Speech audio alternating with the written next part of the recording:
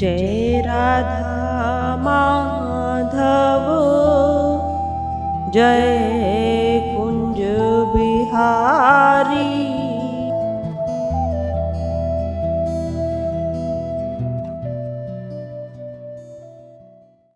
व्यवहारिक रूप से कि परमात्मा हमें कैसे मिले, परमात्मा की हमें प्राप्ति कैसे हो, यही प्रश्न किया।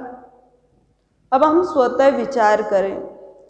एक परमात्मा तत्व ही ऐसा है कि जिसको जो चाहे उसको वह मिल जाए, जिसको जो चाहे।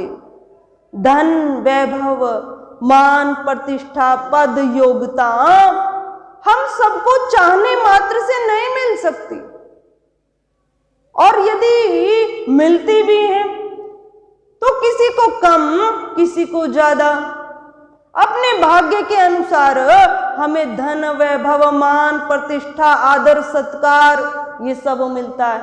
ये चाहने मात्र से नहीं मिल सकता, परंतु एक परमात्मा तत्व ऐसा है जिसके चिंतन मात्र से, चाहने मात्र से परमात्मा सबको प्राप्त हो सकता है।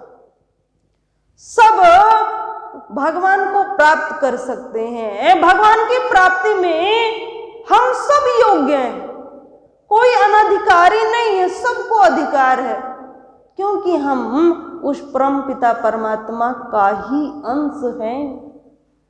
जैसे एक माता पर सब बालकों का समान अधिकार होता है। सब बालक अपनी माता की गोदी में बैठ सकते हैं, और माता का भी सब बालकों पर जो स्नेह है वो समान ही होता है। सब बालकों को माता स्नेह करती। उसी प्रकार परमात्मा भी हम सबकी क्या है? क्या है परमात्मा? हम सबके माता पिता हैं। हम प्रार्थना भी यही करते हैं, तुम्हेव माता च पिता तुम्हेव बंधुश्च सखा तुम्हेव विद्या च द्रविणम तुम्हेव सर्वम मम देवम। माता पिता बंधु सखा सब कुछ मेरा ईश्वर ही है। तो जब हम सब ईश्वर के अंश हैं, तो फिर हम सब अधिकारी हैं, सब योग्य हैं। परमात्मा की प्राप्ति में रंग, रूप, जाति कुछ भी मायने नहीं रखता। हम सब परमात्मा की प्राप्ति हेतु ही इस मृत्यु लोक में आए। परंतु भगवान ये कहते कि जो भक्त मुझ पर पूर्णतः आश्रित है, केवल जिसको मेरा ही सहारा है, वो मुझे बहुत प्यारा लगता है, और उसका योगक्षेम मैं स्वयं वहन करता हूं। जो भक्त पूर्णतः मुझ पर आश्रित है, उसके योगक्षेम की गारंटी मैं स्वयं लेता हूं। योगक्षेम, योग का अर्थ है कि आवश्यक वस्तुओं की पूर्ति भगवान किसी न किसी माध्यम से उस भक्त की करा देते। क्षेम का अभिप्राय है कि जो प्राप्त है उसकी भगवान पूर्णतः रक्षा करते।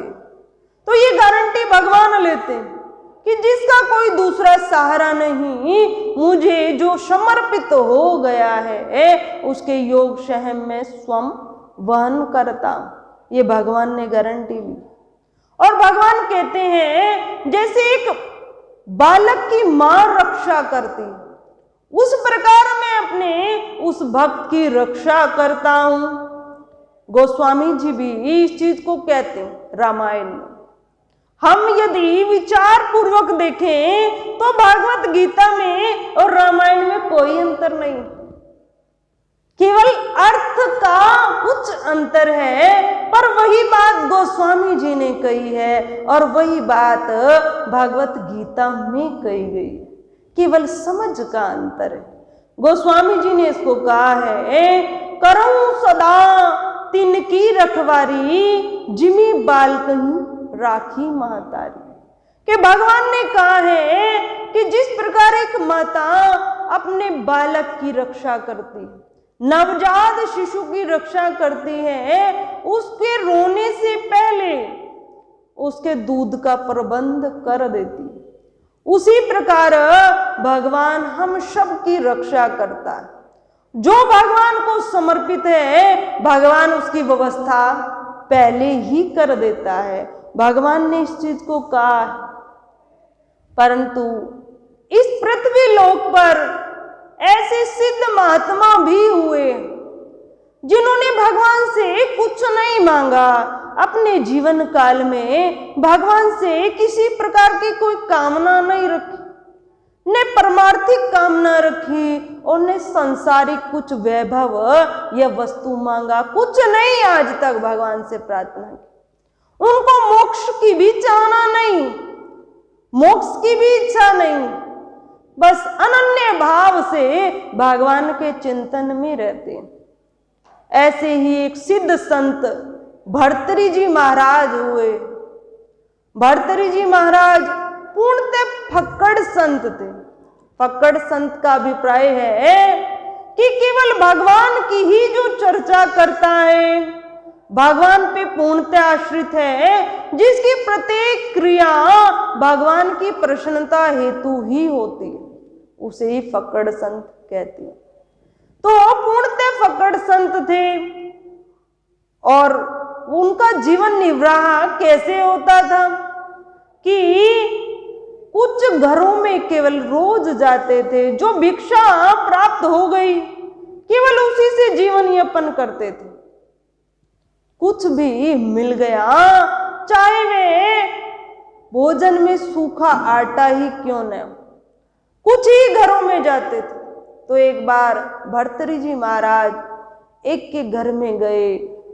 ये पहले जो महापुरुष है उनके नियम होते थे कि केवल 5 घरों से ही भिक्षा लेनी, छठे घर में नहीं जाएंगे। यदि 5 घरों से भिक्षा प्राप्त नहीं हुई तो फिर पूरा दिन ऐसे ही व्यतीत करेंगे, पर 5 घरों से ही भिक्षा को प्राप्त करेंगे। पहले साधुओं के नियम होते थे। तो इस प्रकार भर्तृहरि जी महाराज एक घर में गए और भिक्षा की याचना की, तो एक माता ने उनको केवल सूखा आटा दिया। अन्य घर में कुछ नहीं था, तो केवल सूखा आटा दे दिया। अब कमंडल में लेकर उस आटे को आए तो भर्तृहरि जी महाराज के पास कुछ साधन नहीं, कैसे वो रोटी बनाए, कैसे अपने प्राणों की रक्षा करें। तो भर्तृहरि जी महाराज ने किसी पत्थर की शिला पर उस आटे को मथा, उसको मथ कर अब रोटी कहाँ बनाए, ऐसा विचार किया तो दृष्टि में पाया कि सामने शमशान में चिता जल रही। अब भर्तृहरि जी वहां पहुंच गए और एक चिता पर जो 4 मोटी मोटी रोटी बनाई, उस चिता पर सेकने लगे। अब जैसे ही वो चिता पर रोटी सेक रहे थे तो मां पार्वती और भगवान शंकर भी वहां से जा रहे थे, विचरण कर रहे थे। अब जैसे ही मां पार्वती ने इसको देखा तो भगवान शंकर से कहने लगी, हे करुणा निधान, आप तो दया के सागर कहे गए, करुणा निधान आपका नाम है। हे प्रभु, देखिए आपका भक्त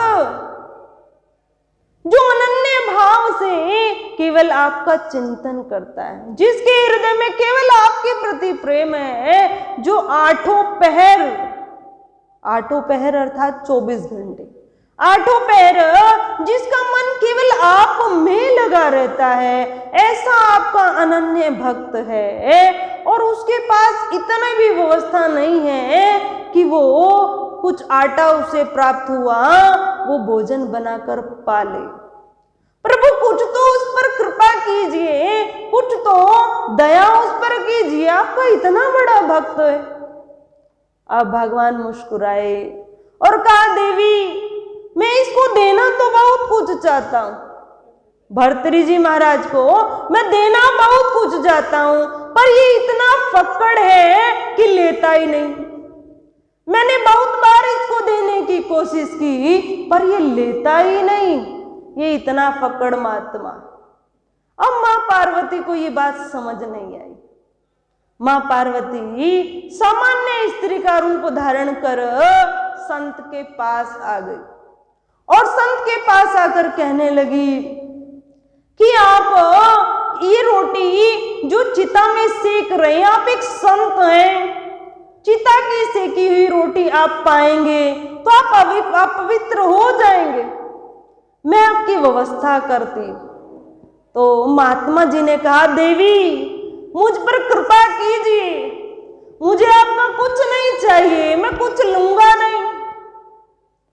महात्मा जी से बहुत आग्रह मां पार्वती ने किया कि कुछ मैं आपकी सहायता करूं, कुछ आपको साधन उपलब्ध कराऊं, पर महात्मा जी ने कुछ भी स्वीकार नहीं किया। फिर अपने ध्यान से देखा ये देवी जी कौन है, और फक्कड़ संत जिसकी चित्तवृत्ति हर समय प्रभु में लगी रहती, उन्होंने एक क्षण में जान लिया कि ये मां पार्वती जी। पार्वती जी को देखकर प्रणाम किया और कहा, मेरे प्रभु शंकर कहाँ हैं? आप उनको कैलाश पर छोड़कर मेरे पास आई, मेरे प्रभु कहाँ? मां ने कहा कि मैं तुम्हारी परीक्षा हेतु आई थी। भगवान शंकर कह रहे थे कि मेरा अनन्य भक्त जरूर है, पर ये मुझसे कभी कुछ चाहता ही नहीं, न परमार्थिक वस्तु चाहता है, न मोक्ष की इसके हृदय में कामना है, और न सांसारिक वस्तु ही कुछ चाहता है। मैं तो तुम्हें कुछ देने आई थी। तो महात्मा जी ने हाथ जोड़े और कहा, देवी मेरे पास किसी भी चीज का आग्रह लेकर दोबारा मत आना, मुझे इस संसार का परमार्थिक कुछ भी वस्तु नहीं चाहिए, बस मेरी चित्तवृत्ति मेरे प्रभु से जुड़ी रहे, बस मेरे जीवन की यही इच्छा। तो ऐसे ऐसे सिद्ध संत इसी पृथ्वी पर आए जिनको कुछ भी नहीं चाहिए, और आज हम अपने आप को देखें, हम कुछ भी शुभ काम करते हैं, हवन करते हैं, मंदिर जाते हैं, कुछ परोपकार करते हैं, किसी मंदिर में जाकर कुछ बनवाते हैं, तो कहते हैं सबसे पहले मेरा नाम होना चाहिए, मेरा वहां उस कमरे पर बोर्ड भी लगा होना चाहिए, उस पर मेरा नाम होना चाहिए, मैं कहाँ का वासी हूं, क्या मेरी कास्ट है, मेरा पूर्ण नाम उस पर होना चाहिए। जब व्यक्ति वहां अर्थ देता है, आज कलयुग का मानव ऐसा, तो फिर कहां से हमें वो दान लाभ करेगा? हमने तो दिखावे के लिए दिया है कि वहां 10 व्यक्ति आकर देखें, हाँ अमुक व्यक्ति इतना धनवान है कि उसने वहां इतना पैसा दिया। हम तो दिखावा कर रहे, और भक्ति में दिखावा नहीं होता। परम पूज्य श्री साध्वी ब्रह्म ज्योति सरस्वती जी के प्रवचन प्राप्त करने हेतु दिव्य वाणी चैनल को सब्सक्राइब करें, वीडियो को शेयर करें और अपने परिजनों पर अवश्य भेजें।